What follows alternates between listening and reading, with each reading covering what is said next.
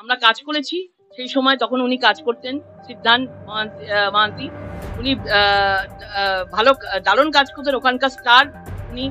এবং উনিও বুঝেছেন যে একমাত্র দুর্নীতি মুক্ত ভারতবর্ষ করতে গেলে, দেশ করতে গেলে কিন্তু নরেন্দ্র মোদীর হাত ধরতে হবে। কিন্তু ইনি বুঝতে পারেননি, ইনি ভুল করে চলে এসেছেন দিদি নাম্বার 1 থেকে। ভুল করে উনি রাজনীতিতে না জেনে রাজনীতিতে চলে এসেছেন। আমি মানে ওনাকে পস্তাতেও হবে পরে যে আমি কোন রাজনীতিতে, আমি কোন দলে এলাম। আসতে যদি হতো তাহলে নরেন্দ্র মোদীজির হাত ধরতে হতো। এবং আমি জানি আজ না হোক কাল তাকে আসতেই হবে এই দলে। পর থেকে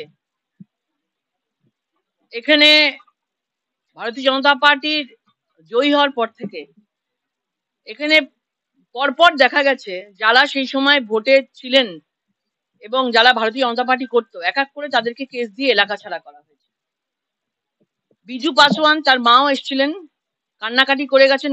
মোটামুটি তাদের প্রত্যেককেই বাড়ি পরিবারকে তাদেরকে জেল খাটতে হয়েছে। কেন? না, ভারতীয় জনতা পার্টিকে তারা সাপোর্ট করে বলে। আজকে বিজু পাসওয়ান সে এই এলাকায় ঢুকতে পারছে না। সে অনেকবার ফোন করেছে, 2019 থেকে 5 বছর হয়ে গেছে, অনেকবার ফোন করেছে এবং ফোন করে ঢোকার চেষ্টা করেছে, আমাকেও অনেকবার রিকোয়েস্ট করেছে, কিন্তু পুলিশ এখানে তাকে ঢুকতে দিচ্ছে না। কেন? তাদের মনে হচ্ছে যে সে প্রভাবিত করতে পারে ভারতীয় জনতা পার্টিকে। গত কয়েকদিন আগে শিবা কাহার, একজন কৃষ্ণা কাহার, তাদেরকে পিন্টু সিং তার দলবল তাদেরকে, গঙ্গা মহালি আর পিন্টু সিং দুজন, তারা মারধর করেছে, মহিলাদের গায়ে হাত দিচ্ছে, বাড়ি থেকে টেনে টেনে নিয়ে এসে মারছে, এখনো পর্যন্ত পুলিশের সামনে মারছে। কিন্তু পুলিশ এখনো পর্যন্ত পিন্টু সিংকে গ্রেপ্তার করতে পারেনি, বুঝে তদন্ত চলছে। পুলিশ চাইলে ইচ্ছা করলে পারে না করতে। একের পর এক পুলিশ প্রশাসন থেকে, পুলিশ অ্যাডমিনিস্ট্রেশনকে ওপর থেকে নির্দেশ দেওয়া আছে যে গুন্ডা বদমাইশ গুলোকে বাইরে ছেড়ে রাখতে হবে এবং তারা যেন ভারতীয় জনতা পার্টির লোকগুলোকে তারা যেন মানে মারধর করে ঘরে ঢুকিয়ে দিতে পারে। এটা হচ্ছে এবারে ভোট করানোর স্ট্র্যাটেজি তারা তৈরি করেছে। মানুষের ভোট তো পাবে না, গুন্ডারা যাতে ভোট করাতে পারে তার জন্য আমরা এখানে এসেছি। আমাদের বলে গেছি, পুলিশ কোনো অ্যাকশন নিচ্ছে না, পুলিশ বলছে আমাদের তদন্ত চলছে। দেখেই মনে হচ্ছে পুলিশ পুরো টেবিলের তলায় ঢুকে গেছে। মমতা ব্যানার্জি, অভিষেক বন্দ্যোপাধ্যায়, এই পিসি ভাইপো দুজন পরিবারকে বজায় রাখতে গিয়ে তারা পুলিশ প্রশাসনকে ইউজ করছে যে এই ভোট করানোর জন্য। মানুষ কিন্তু ওদের উপর আর কোনো আস্থা রাখেনি। দুর্নীতিতে ভরপুর, দুর্নীতি ভরে গেছে এই হুগলিতে, সারা বাংলা জুড়ে। আপনাদের কালকে নাম করে করে বলেছি যে কোথায় কত অ্যাকাউন্টে টাকা ঢুকেছে, শুধু 4-5টা 10টা নাম করেছি। তাহলে ভেবে দেখুন কত লক্ষ লক্ষ লোকের এরকম হয়েছে।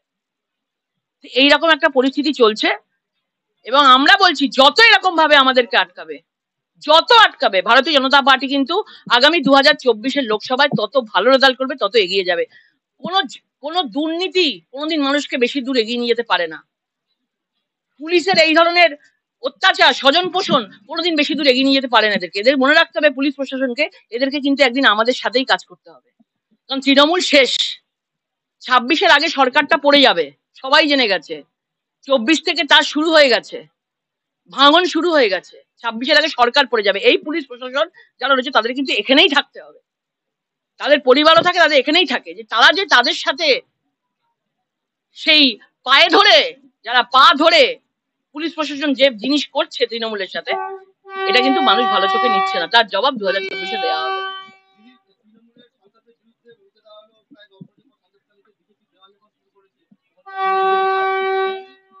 সন্দেশখালী যেভাবে জেগে উঠেছে, সন্দেশখালী থেকে বিজয়রাত শুরু হবে। সন্দেশখালী যেভাবে মহিলারা জেগে উঠেছে, বাংলার মহিলারা ওই রকম ভাবে জেগে উঠেছে। বাংলার মহিলারা জেগে উঠবে। সন্দেশখালী দিচ্ছে ডাক, তৃণমূল নিপাত যাক, এই স্লোগান যেটা উঠেছে, সারা বাংলা থেকে তৃণমূল মুছে যাবে। মহিলা মুখ্যমন্ত্রী হয়ে মহিলাদেরকে উনি পায়ের ওপর, মানে বুকের ওপর পা তুলে মেরেছেন। এই জিনিস ইতিহাসে থাকবে যে মহিলা মুখ্যমন্ত্রী হয়ে মহিলাদের বুকের ওপর পা তুলেছেন উনি। সুতরাং এই যে এরা কখনো এগিয়ে যেতে পারে না, এদের বিনাশ হবেই।